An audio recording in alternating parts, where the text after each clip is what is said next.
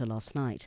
Two e-hailing vehicles were set alight by unknown suspects in what is suspected to be taxi-related violence. Residents have blocked off a road, preventing access to and from the mall.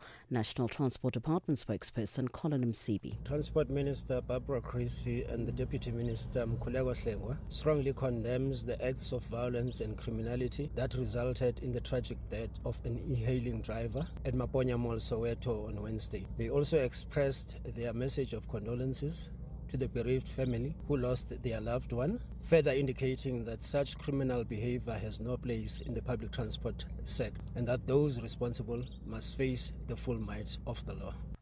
The African Union has backed a campaign to end the use by governments and international organizations of the 16th century Mercator map of the world in favor of one that more accurately displays Africa's size. The projection created by cartographer Gerardus Mercator for navigation distorts continent sizes, enlarges areas near the poles like North America and Greenland while shrinking Africa and South America. Commission Deputy Chairperson Salma Malika Haddadi says Mercator fostered a false impression that Africa was marginal despite being the world's second largest continent by area with 54 nations and over 1 billion people. Criticism of the Mercator map is not new, but the Correct the Map campaign led by advocacy groups Africa No Filter and Speak Up Africa have revived the debate, urging organizations to adopt the 2018 Equal Earth projection, which tries to reflect countries' true sizes. And finally, firefighters in western Greece say they've gained ground against a wildfire outside the city of Patras. It is Greece's main port to Italy. Wildfires caused by arsonists and thunderstorms fanned by a heat wave and strong winds wreaked destruction across southern Europe on Wednesday, burning homes and forcing thousands of residents and tourists to flee. The BBC's Sasha Slingter has the story. The fire department said the situation in Patras was much improved after a fierce overnight struggle, though scattered pockets of flames remained and the fire was still active in the eastern outskirts. On Wednesday, a children's hospital and a retirement home had to be evacuated as the flames had moved dangerously close. Recapping the top story, the Sawa Eswatini police say 3 suspects wanted in connection with the murder of a police officer in Skumansdal in South Africa's Mpumalanga province a week ago have been killed in Eswatini. For any news stories you would like to share with us, please do send an email to newsroom@channelafrica.co.za or call us on +27 11 714 4459. For Channel Africa News, I'm Cholani Tulo Webe. SABC News. The African Perspective. In your sports business news at this hour, Amneto NETO Chamani, Kenyan President William Ruto promises every Kenyan player $20,000 if they beat Zambia in the Sunday's China Showdown, while Liverpool reached a deal to sign Giovanni Leone for over $35 million. Details coming up at 16:30. Connecting Africa to the world. Africa in Business with Thami Ngubeni brings you the latest insights on Africa's economy. It is exactly 6 minutes after 4 p.m. Central African time. A very good afternoon to you, Africa. A lot on the agenda this afternoon, but this is where we begin with leaders in Africa. They've called for urgent and coordinated investment in water infrastructure, warning that climate change, population growth, as well as outdated systems are deepening water insecurity across the continent. The calls were made at the AU-AIP Africa Water Investment Summit, which is currently underway in Cape Town, South Africa. For more on this, Channel Africa's Nhlanhla Mahlangu spoke to Moses Vilakazi, AU Commissioner for Agriculture, Rural Development, Blue Economy and Sustainable Environment. One of the reasons why we're here and we have brought in financial institutions is to make sure that those projects that are bankable can now be financed. And we're looking at a huge number of projects that we believe are going to end up being financed. But once these projects are financed, they serve countries as well as communities. And in most cases, we find that they serve different countries, maybe 2 or 3 countries.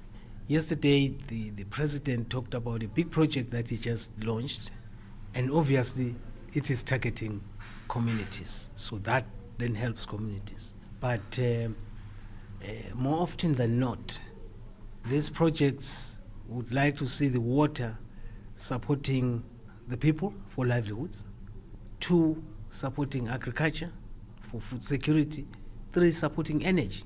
These are the core programs that would like to see being enhanced through these projects. So communities indeed are therefore supported through what we're doing today.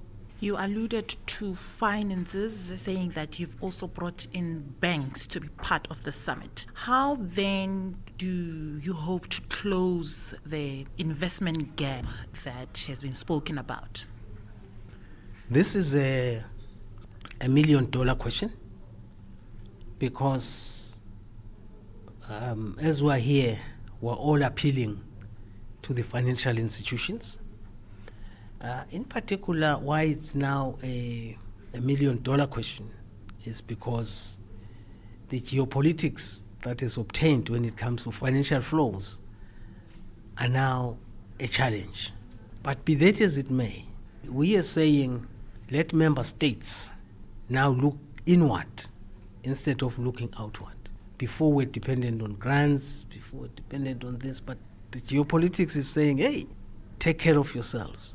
So we see huge opportunities, particularly with the pension funds, the various banking institutions, etc., including our own, the AFDB Bank, African Bank, Standard Bank, Net Bank, and everybody. If all of those come together, they will be able to salvage the situation, because we are looking at US $30 billion per year.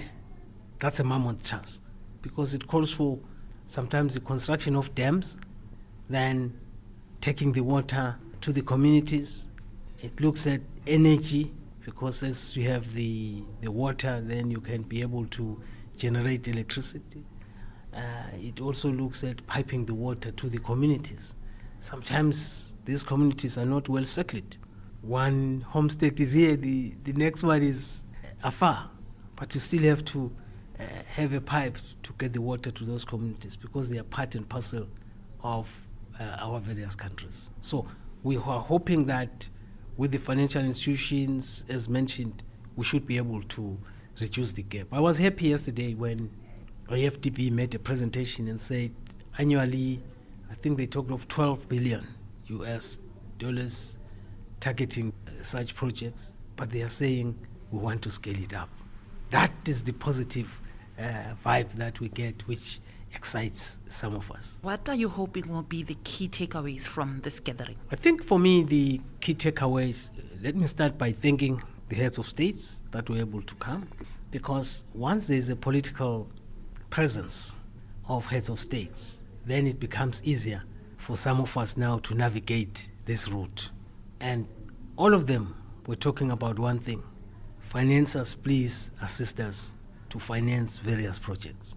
So my takeaway was then coming to the financiers also, there is that intent to support, which is very good. So my takeaway from this, particularly when it comes to the declaration, is that each person is now getting clearer that we need about US 30 billion per annum. Now, how we harness that, that's a different ballgame. But the fact of the matter that we now know, this is how much we need. In the past, we're only looking at maybe food security, because our imports, we expend about US 50 to 100 billion per annum. This is exporting money, which is supposed to be we're supposed to be using for our health system, our roads, etc., etc. So we need to seriously think about this. Now, with water again, we are having communities that travel over 4 or 5 kilometers sometimes just fetching water.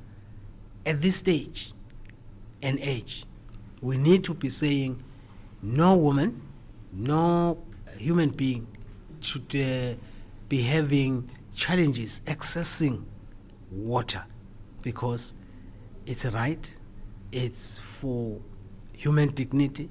It's about ourselves. So my takeaway is that everybody will now be putting his or hands and their heads together and saying, how do we harness water using whatever resources that we can have? It is exactly 13 minutes after 4 p.m. Central African time. That was Moses Vilagati, AU Commissioner for Agriculture, Rural Development, Blue Economy and Sustainable Environment. Annie Kalonji sur Channel Africa. Nous allons à présent dérouler notre tapis rouge pour accueillir notre personnalité du jour, l'artiste chanteur Sheki Frey, qui est en ligne de Guinée avec nous. Je suis un artiste guinéen, un créateur, un styliste et je fais un peu ce qui plaît à mes fans. Voilà, c'est un peu ça. On a beaucoup de genres de trucs à faire, mais bon, pour le moment, on est basé un peu sur le rap. D'accord. À quelle période de votre vie avez-vous commencé à vous intéresser à la musique, Sheki? Bon, je ne crois pas qu'il y ait une période, parce que moi, je suis un mélomane depuis mon petit âge. Annie Kalonji, tous les dimanches sur Mix Vibration. G20 in Africa, exclusive to Channel Africa and SAFM, championing Africa through solidarity, equality, and sustainability. It is exactly 14 minutes after 4 p.m. Central African time. We do this every single Thursday, giving you a focus on the latest developments as far as the G20 is concerned on the road to the summit taking place in November. Our focus today is around infrastructure and infrastructure development. And this is a simulcast that we do between Channel Africa's Africa in Business and SFM's The National Pulse with Ashram Garda. So we do know that South Africa's National Treasury and the African Development Bank Group are jointly supporting cross-border infrastructure on the African continent. And one way that they're wanting to do this is through what has been termed the Legacy Initiative, the Ubuntu approach. Quite an interesting title there, and Ubuntu speaking directly to the values and the principles that are held intrinsic to South Africa's people. Now, this is a priority project under South Africa's G20 Infrastructure Working Group. And I tell you what, Ashraf, this continues to be not only of continental concern, but global focus as well. Well, I suppose it is a concern and should pique the interest of all our listeners, right? So this G20 PIC perspective paper then using, and this is what it is, using listed and unlisted financial instruments as a means to funding infrastructure on the continent. It notes that infrastructure financing on the African continent faces several challenges, especially weak credit worthiness and poor project structuring, which, as you know, would then hinder investment. You know, no documents, no investment. So that is a big issue, Thami. And also another issue is the fact that African governments are typically spending between 3 to 4% of their GDP towards infrastructure development. And that is woefully underfinanced. But let's get a better perspective of this. And joining us this afternoon is Lungile Mashele, who is co-author of the paper Using Listed and Unlisted Financial Instruments to Fund Infrastructure on the Continent. A very good afternoon to you and welcome to our simulcast this afternoon focusing on the G20. Good afternoon, and thank you so much for having me. So the main question here is infrastructure development. That has very much become a buzzword on the African continent and also for the G20.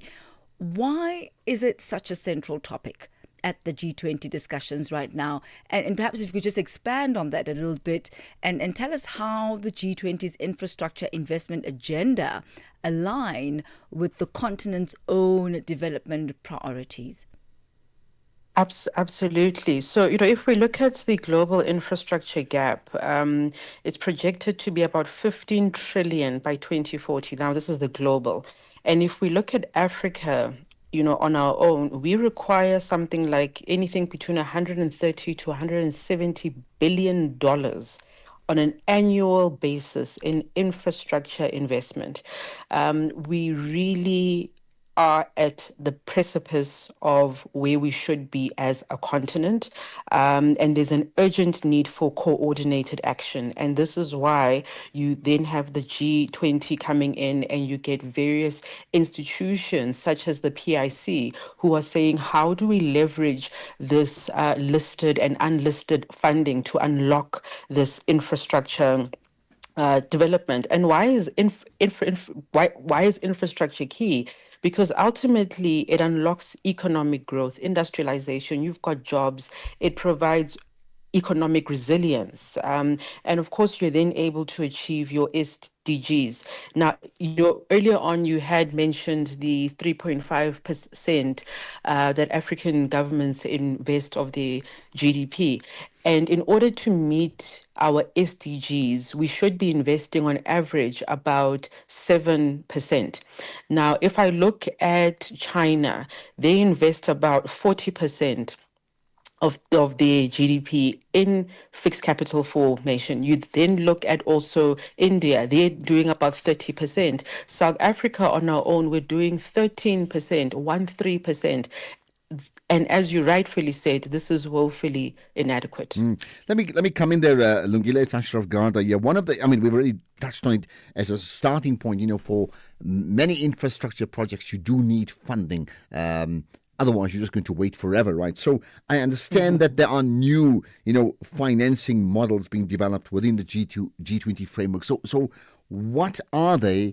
And would they be specific or skewed to the challenges of African economies compared to others?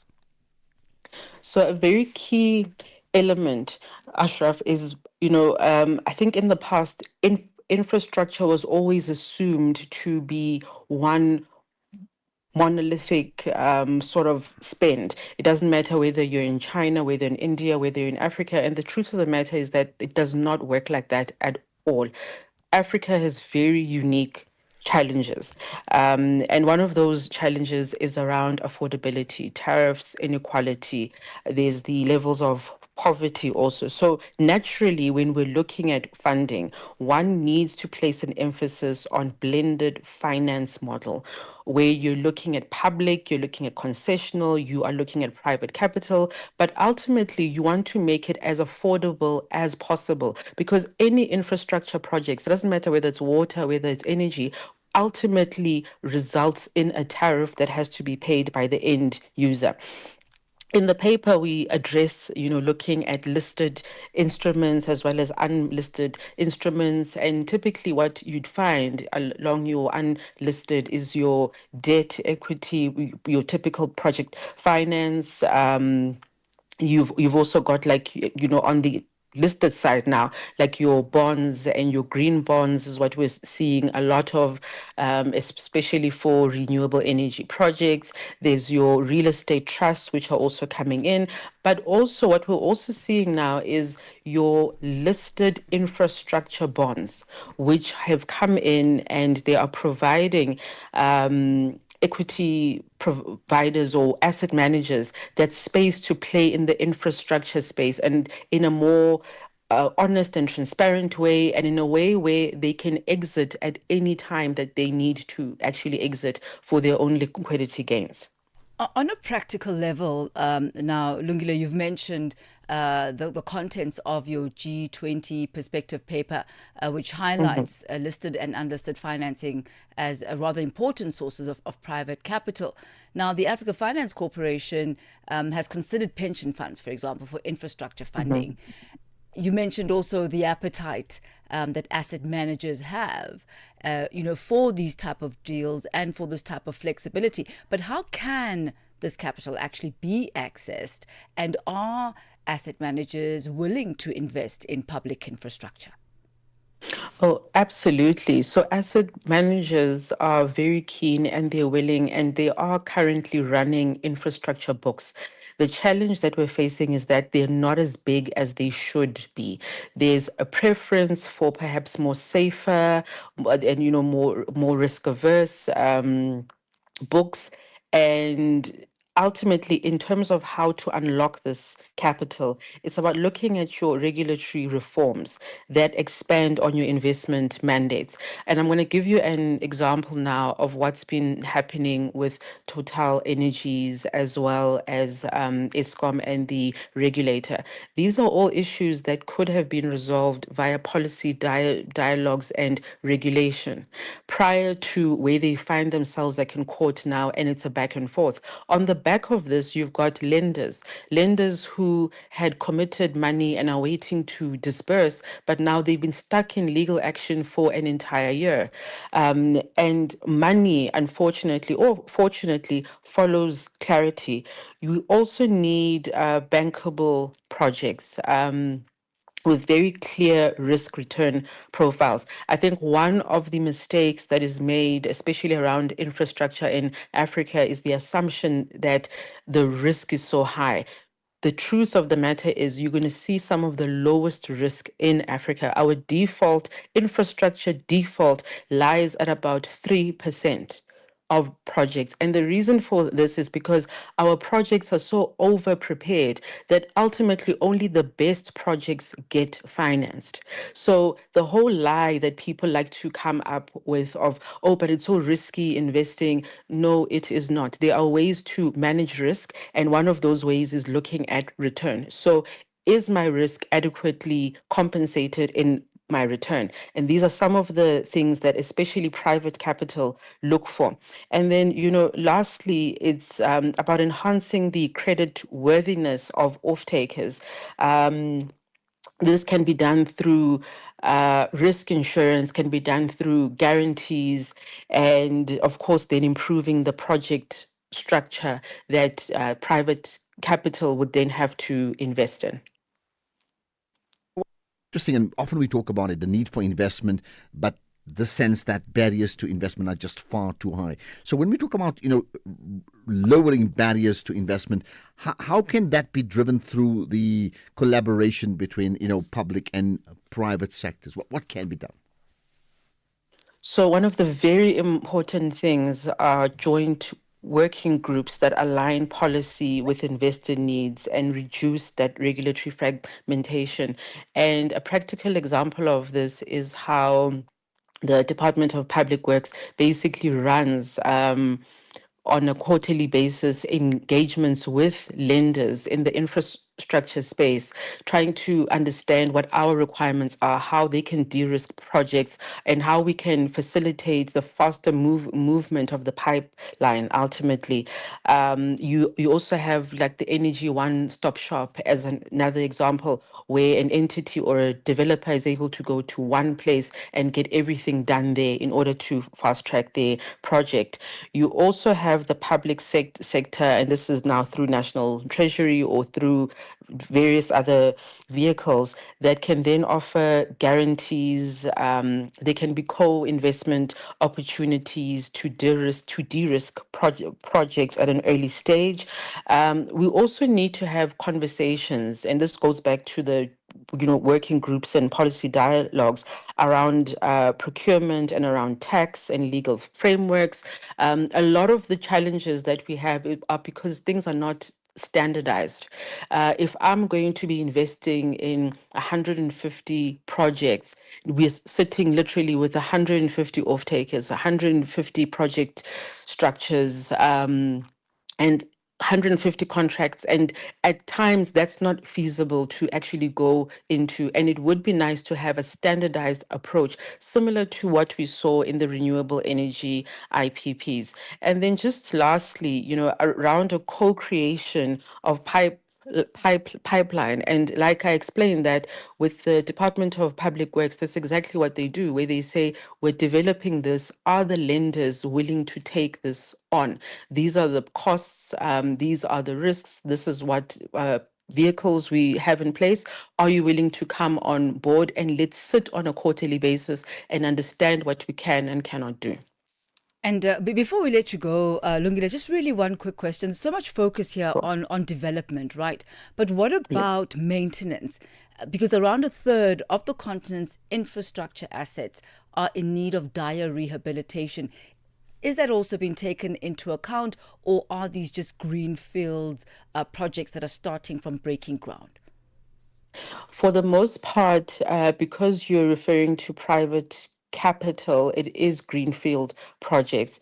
But you make a very important point around maintenance and refurbishment. And I think one of the things that we always want to run and do are new cities and new tech things. Whereas just fix the roads, just fix the lights, just fix the windows. And some things are very simple fixes. But however, that requires very special, or not even special really, but it requires the ongoing budgeting governance within, whether it's a municipality or it's at national government level or it's at provincial level. And it's about ensuring that within those existing structures that are they budgeting adequately? Is there governance for what has to happen? Are they aware that they need to do maintenance and that you can't keep on building new things every other week? And I think those are conversations that need to happen specifically in those areas. Mashele, thank you very much for that update this afternoon. Certainly a really interesting conversation and a focus. That's Lungile Mashele, co-author of the paper Using Listed and Unlisted Financial Instruments to Fund Infrastructure on the Continent. Ashraf, I tell you what, I mean, as you drive along our roads and you look at the level of dilapidation in some areas, one wonders, why are we constantly, striving for new when we can't even and are not even maintaining the old? Well, maybe we need to strive to maintain the old, and maybe there's either a shortage of funds and therefore the need to get funding, as we've been discussing, or alternatively, the oft-repeated allegation that too much of these funds intended for that purpose has been siphoned off and they've just disappeared into thin air. So the big casualty of all of that is you and I and everybody else in the country that we represent. Really, really great point. And also just a comparison on the quality and standard of work. If you look at the infrastructure of, decades ago, of yesteryear, looking at what's been constructive today, some would argue that it pales in comparison as far as durability and the standard of workmanship is concerned. And that's another whole conversation for those who are in that space who may answer that with a degree of expertise. But I think the point is taken. We're gonna pause there for now, of course, right?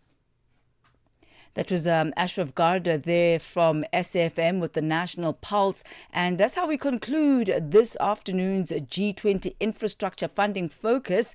This is Africa in Business on Channel Africa. It's gone exactly 4:30 p.m. Central African time as we head over now to the markets desk where Nosipo Zuma is standing by with the latest market indicators. G20 in Africa, exclusive to Channel Africa, championing Africa through solidarity, equality, and sustainability.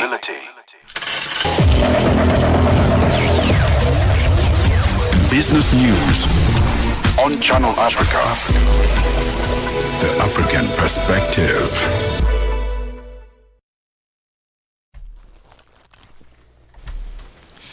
Thank you, Thami. Good afternoon. In your business news, the SAWA, $1 is trading at 17.53 in South Africa. In Botswana is trading at 13.3. In Namibia, it is trading at 17 Namibian dollars 53. The Zambian kwacha is trading at 23 kwacha to the US dollar. In Kenya, the dollar is trading at 128 shilling 475. In Ethiopia, it is trading at 139 birr 836. In Uganda, it is trading at 3,000 shilling 540. In Tanzania, it is trading at 2,000 shilling 562. $1 in Nigeria is trading at 1,000 naira 533.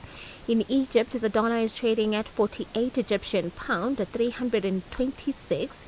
In Tunisia, it is trading at 2 dinar 877. In Algeria, it is trading at 129 dinar 162. In Morocco, the dollar will cost you 8 dirham 998. In Angola, the dollar is trading at 912 kwanza, while the Congolese franc is trading at 2,872 the US dollar. Looking at commodities, gold is trading at $3,346 and platinum at $1,346 per ounce. The price of Brent crude oil is at $50. It's $66, 50 cents a barrel. Now, for any business news stories you would like to share with us, please send an email to newsroom@channelafrica.co.za or call us on +27 11 714 4459. For Channel Africa Business, I'm Nusipho Zuma.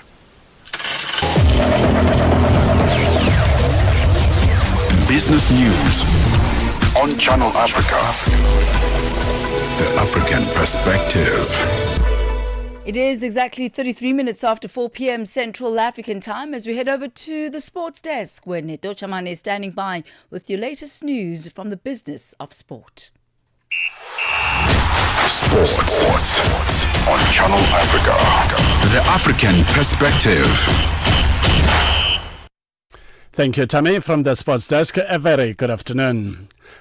Kenyan President William Ruto has promised every Kenyan player $20,000 if they beat Zambia in this Sunday's Chen showdown. That's additionally to their $20,000 they have already pocketed for their exploits so far.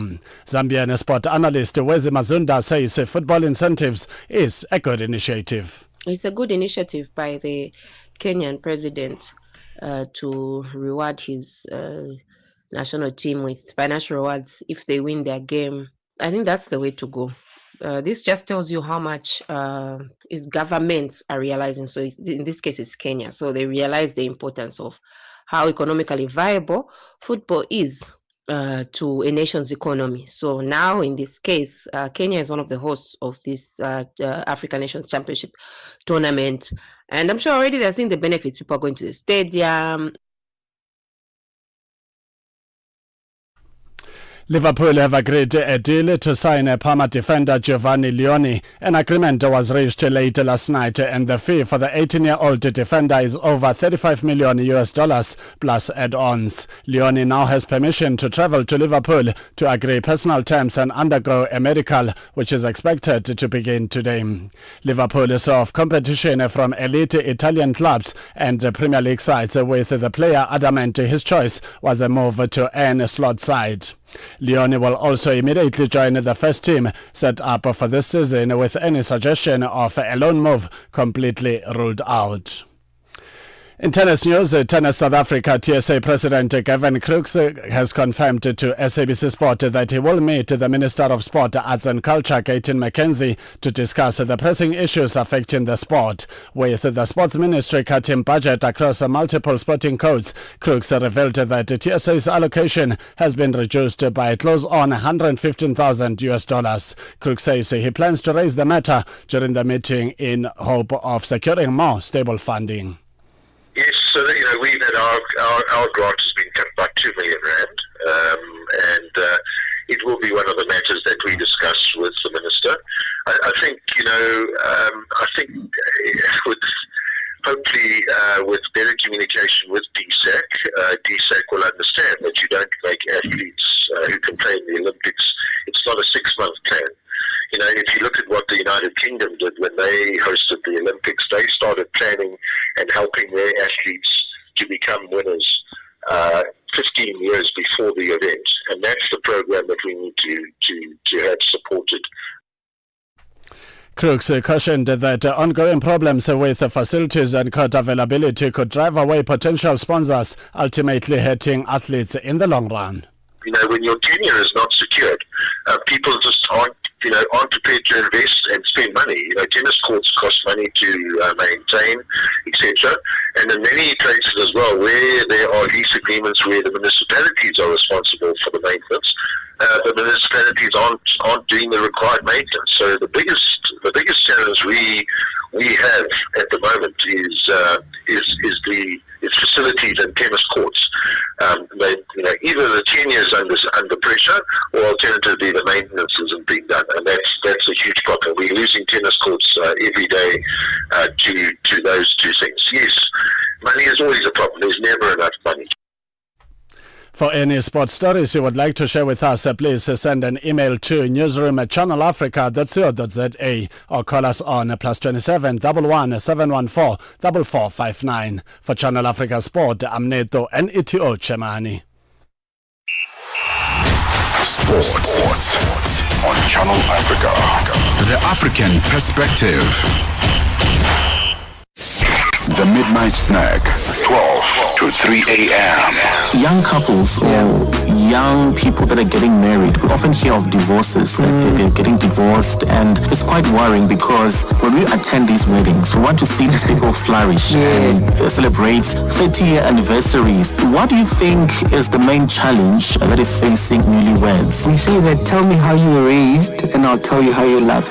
So when we see people getting married, that's not where the relationship actually starts. The relationship starts with how you were raised, what you were familiar with, because we are attracted to what we are familiar with. If you don't have a background where love was prominent, where love was authentic, it's going to be very difficult for you to manufacture that in later life. So our upbringing has something to do with it. The Midnight Snack, every Monday, 12 to 3 a.m. with Chanduko Ligege. The SABC is pleased to announce the launch of the new self-registration platform. Vendors wishing to do business with the SABC can self-register on our internally developed platform. Vendors are able to access this platform on our website, which is www.sabc.co.za/SABC/. Go to the e-tenders portal and or self-register at etender.sabc.co.za. That's etender.sabc.co.za and follow the prompts from there. Visit SABC social media pages for more details. Africa means business.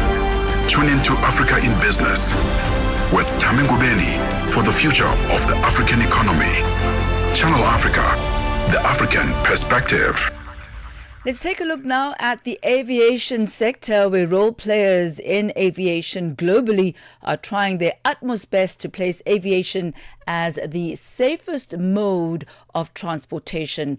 According to the latest report, which comes from the International Civil Aviation Organization, the year 2024 recorded the highest number of fatal accidents in the past 6 years, and an increase in the number of accidents too. Channel Africa reporter Sisi Sekhalo engaged some of the authorities at the ICAO Next Generation of Aviation Professionals Global Summit, which began on Monday and ended on Thursday in Durban, South Africa. And this engagement was around their measures of safety in aviation. The host of the summit, South Africa, prides itself on having a remarkable aviation safety record. This is according to the South African Civil Aviation Authority, SACA's Executive for Accident Investigation, Themba Tabete. Tabete expressed that their role is to independently investigate accidents in the aviation sector in an effort to determine their causes and prevent reoccurrence. The authority complies with international standards. Tabete elaborates on how they try to attain safety in aviation in South Africa. So we improve safety by doing this reactive role, which really is a science on itself, where through techniques we need to get to the bottom of what causes accidents and use that information for improved safety posture. Sierra Leone is a West African developing country which has just over 8 million people. The Sierra Leone Civil Aviation Authority's Director General is the youngest in the world, being just under the age of 40. Musayero Berry, too, also emphasizes that her country ensures that their safety and security benchmarks are top-notch. So at the moment, our safety rating is about 72.6%, and our security rating is at 71.9%. World class, these are recognized as very good scores.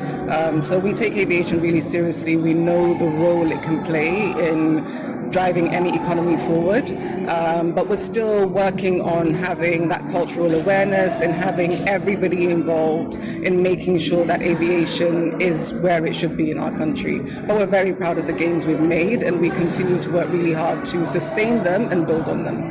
Some of the closing topics at the summit are collaborating for the future, regional and global partnerships for a resilient workforce. For Channel Africa, I'm Sisi Sekhalo in Durban, South Africa.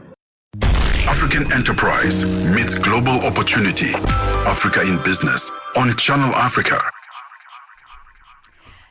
Every single Thursday, we bring you the C-Suite, where we get to speak to extraordinary individuals occupying the corner office and making waves in their industry. They chat to us about the journey to where they are, as well as some of the intricacies involved in fulfilling their tasks. Today, we host Ayanda Kotobe, who heads up the finance department at RS South Africa. Now, they are a provider of industrial and electronic solutions. Her key role there is to ensure that people are paid on time and accurately. And oh, what an important role that is. Also, she's there to support the company in implementing its strategic objectives. Ayanda had to navigate deeply entrenched biases in what really is a predominantly male-dominated sector. She joins us now. A very good afternoon to you, Ayanda. Welcome to Africa in Business. Afternoon, Thami, and thank you so much for having me. Thank you. I tell you what, your position as far as ensuring that people are paid on time and accurately, I'm sure is very much appreciated within your corporation. Tell us more about some of the key highlights of your work. I think saying that I'm responsible for ensuring that people are paid on time as well as accurately is the simplest way I can speak about my job and my role in the company. But we all know that for any entity to exist in South Africa, we have to operate within the laws that govern South Africa. So my role spans across making sure that our finances are in order, looking at the legal aspects as well as taxation, governance, and controlling functions. But most importantly, it also encompasses making sure that we meet our strategic objectives and we carry out our strategy as a company. Can you share your finance journey with us and perhaps some of the hurdles that you had to deal with along the way? Growing up, I suppose, I've always had this thing in my head, right? And I think it probably related to the power dressing and suits. I've always wanted to be a businesswoman, not knowing what a businesswoman does, but I think I was motivated by that. But as I grew older and I understood what business entailed and finance entailed, I've always wanted to be a part of making decisions in the finance space, but decisions that impact lives, but decisions that also change lives. And I think that's what's directed me to where I am today, in that I'm part of that decision making and I can impact lives and I can change lives. But it hasn't been an easy journey. I think most people can attest to what South Africa looks like, and that is mostly because of the history. You know, systematically in South Africa, you don't see a lot of African Black females in high-ranking finance positions, and that's because of our history. So for me, that would have been the challenge. It's walking into those rooms where you sit in the room and not a lot of people in the room look like you, sound like you, you know. So you've got the imposter syndrome, because how do you share your views with people that don't look like you? But how do you also aspire for things that you don't really know of? So that has been the challenge, the imposter syndromes, the breaking the barriers and trying to shatter glass ceilings. And you're thinking, well, we're sitting in 2025, surely things should have changed, but we still have inherited that systematic, call it boundaries, and we're still trying to break through that. And for me, that I would say has been the biggest challenge in my career. I mean, apart from your being a fundi and an expert in all matters financial, you're also described as a social impact enthusiast. Could you talk to us more about that? The importance of social impact as well as transformative leadership. Social impact, Thami, thank you. Social impact for me, I think, I'm even shaking just thinking about it, but it means a lot to me, because I am where I am today because someone believed in me. You know, someone decided to pay it forward, and that's what helped me get to where I am. And because of where I am today, I'm able to change the lives of my family and my community. And working at IRIS, I think one of our biggest objective, if I can call it that, and why we exist, is to make amazing happen. But not only make amazing happen for the people that work for us, but also in our community. So I've I'm very invested in social impact in my personal capacity because I want to pay it forward. I want to see more kids come out of Soweto and do the most with their lives, as well as change their families and communities.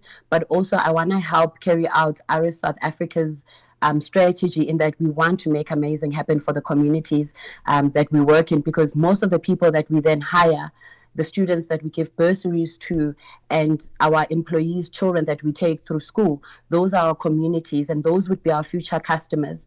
But also those are the people who, if we invest in them, they in turn go and invest in their communities. And it's just this nice vicious circle where we're changing lives, but we're doing it one person at a time, same way it was done for me growing up. I literally have goosebumps talking to you right now, Ayanda. And this slogan, "Make Amazing Happen," is that your personal slogan or is that the RS slogan? It's definitely the RS slogan, but tell you what, Thami, I embody it every day, and you must see our people and our staff. Everyone at RS, it's our mantra. You know, we make amazing happen, and we make amazing happen within our teams, within our communities, for our customers, for our suppliers. But it's literally our daily mantra. We make amazing happen. So you are the financial director at RS. Tell us more about the company. RS South Africa, we are based in Midrand, in Kyalami. I think you've also mentioned that we are a distributor of industrial and electronic components within South Africa. Most people would be familiar with us, but in most cases, we deal a lot with businesses. So we are a B2B company, and a majority of our sales take place through e-commerce. But we are part of a multinational entity, which is listed in the UK. So you can understand the nuances that come with being part of a multinational. But we also have our own nuances in South Africa, as our staff is very diverse, and we invest a lot in having a diverse workforce, because having a diverse workforce also helps us in terms of our ideas and our strategy and what we carry out, because South Africa is a very diverse country. So we try and make sure that our workforce also looks a lot like how our communities look. And talking about that and the importance of being represented and representation, finance as a sector is still very much male dominated. How do we go about ensuring gender equity in that space? True. That is so true. And for me personally, and before I answer your question, for me personally, I think as a country, in South Africa specifically, I think we still not close to achieving equity in the finance space. And why I say that, I think because systematically where we come from, and call it the graduates that we produce and how currently our workforce looks, I think that the scales are not favorable for women, and that's where I think we need to work on. We need to work on those scales. We need to try and bring women closer, because women have been left behind for so long, before we can then say, let's look at equity, let's look at equitable policies and procedures. I think we need to first try and bring the women into the field before we then level the playing field, and that's going to take a lot from grassroots all the way up to corporate South Africa. I tell you what, Ayanda, lovely chatting to you and wishing you all the best as you continue making amazing happen. Thank you so much, Thami, and thank you for having me this afternoon. It's been a pleasure, ma'am. That's Ayanda Kotobe. She's Finance Director at RS South Africa. She takes us to exactly 4:51. Annie Kalonji sur Channel Africa. Nous allons à présent dérouler notre tapis rouge pour accueillir notre personnalité du jour, l'artiste chanteur Sheki Frey, qui est en ligne de Guinée avec nous. Je suis un artiste guinéen, un créateur, un styliste, et je fais un peu ce qui plaît à mes fans. Voilà, c'est un peu ça. On a beaucoup de genres de trucs à faire, mais bon, pour le moment, on est basé un peu sur le rap. D'accord. À quelle période de votre vie avez-vous commencé à vous intéresser à la musique, Sheki? Bon, je crois pas qu'il y ait une période, parce que moi, je suis un mélomane depuis mon petit âge. Annie Kalonji, tous les dimanches sur Mix Vibration. From markets to innovation. From markets to innovation. Africa in Business with Thami Ngubeni covers it all. With Africa's future in focus, Channel Africa, the African perspective. It is exactly 4:52 Central African time. I wonder what is top of mind for you this afternoon as far as some of the issues that we've discussed. We had our simulcast with Ashraf Garda on SAFM, and today we spoke about infrastructure funding and infrastructure development, which is also a key focus in the G20.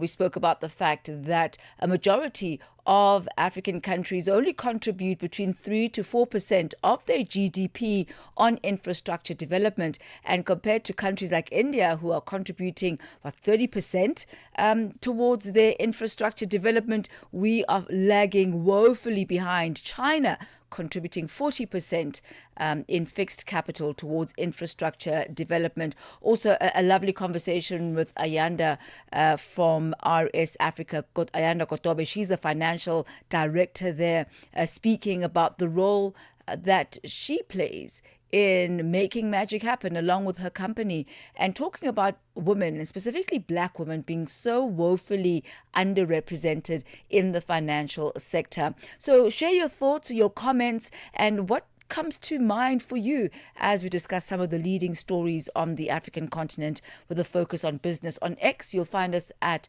Channel Africa 1, as well as on YouTube and Instagram. On Facebook, we are at Channel Africa. And if by any chance you have any stories that you believe would be of interest to our listeners, both on the African continent and in the diaspora, do send us an email. Our email address is newsroom@channelafrica.co.za. Get the news, music, and lifestyle of Africa on Channel Africa, the African perspective. Africa in Business. Africa in Business delivers key insights and real-time updates on Africa's growing markets with Thami Ngubeni. The African perspective on Channel Africa. Channel Africa. A look now at energy with South Africa's Minister of Electricity, Dr. Kgosientsho Ramokgopa, who says that the country is generating more power than it needs because of a stable national grid, adding that doing away with load reduction and keeping electricity affordable, especially for the poor, are top priorities moving forward. This as both the poor and the middle class are aggrieved about electricity prices.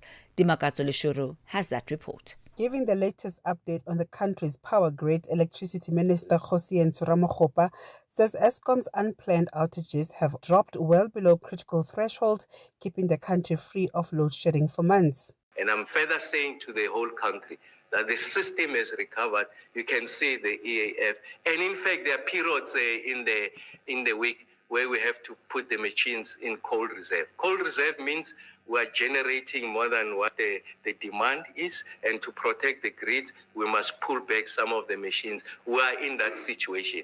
It's a better situation to be in. He reported that the improved performance is due to careful planning, targeted maintenance, and faster return of the key generating units, including Kusile Unit 6 and Medupi Unit 4, adding that the power utility has burned less diesel this winter period at a cost of $330 million so far, compared to $843 million in the same period last year. The minister says a new electricity pricing policy will go to public consultations early next year, aiming to slow runaway tariffs and protect low-income users. He stated that poorly managed reforms could result in a market where electricity is available but unaffordable for the poor. So that's not an Eskom problem, it's a ministry problem. We're the shareholder, we're the policy makers. So I'm happy that we have initiated that exercise. I'll also engage with the country, a number of stakeholders, how they see it.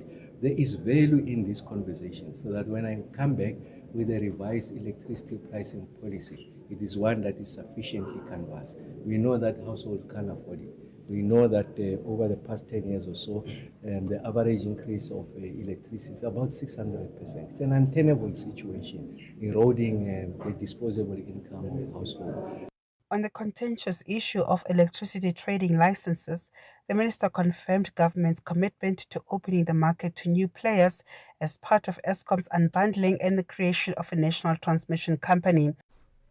That was Dimakaso Lishuru covering reports there by the Electricity Minister in South Africa, Dr. Josiento Ramakgopa. That brings us to exactly 4:57 Central African time, and that's how we bow out as the Thursday edition of Africa in Business, but not before we introduce to you Annie Kalonji, who is going to take us through Vue d'Afrique. Annie Kalonji, good afternoon.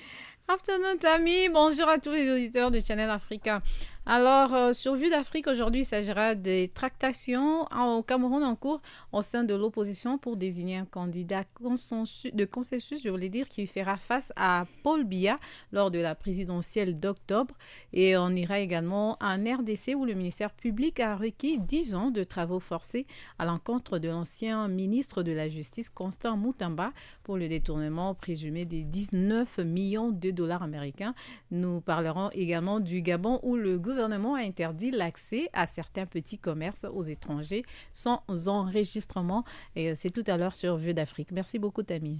Merci beaucoup. And that's how we come to the end of it. Thank you to our fabulous team, our producer, Mabo Bullock, our technical producer, Ntando Lutuli, and on social media, Talent Butelezi, as well as Jwalane Tulangwape on the news desk, economics desk, Nasupo Zuma, and on sport. Today we had Neto. Yes, Neto was with us on sport this afternoon.